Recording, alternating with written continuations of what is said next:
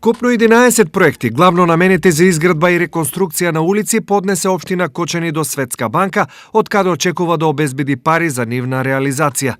Тоа се улиците Кирил и Методи, крак 1, 2 и 3, довршување на улица Скопска во место Играна Прокарка, изградба на улица 560, изградба на улица Стефка Тасева, Скоевска и улица 555, довршување на дел од улица 558, изградба на улица Искра, крак 1 Исток, тоа е Усова чешма, изградба на крак 1 од улица Асно во село Ризари, изградба на улица Раде Градовче, крак 1 во село Ризари, изградба на улица Раде Градовче, крак 2 во село Ризари, изградба на улица Мите Јорданов и дел од улица Борис Ефтимов во село Тракање.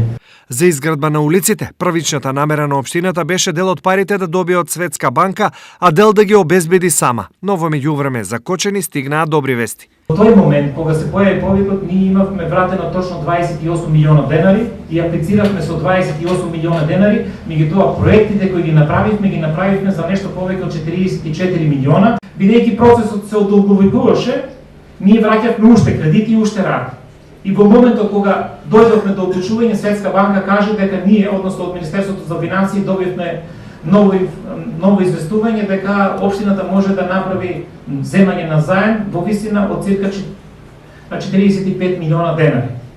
Нешто што нас не ослободи во тој момент од нашето учество, сопствено учество во тој проект. Кредитот за кој Кочани ќе аплицира е со рок на отплата од 13 години, грејс период од 3 години и очекувана каматна стапка од само 0,1%. Општините средства да ќе ги добијат во денари по пат на склучување на договор со Министерство за финансии. Значи Министерство за финансии ги зема од Светска банка и потоа со подзаем, доколку општината ги исполнува условите, доколку проектна документација е прифатена, се склучува договор и Министерство за финансии ги трансферира до општината за намената по која е аплицирана.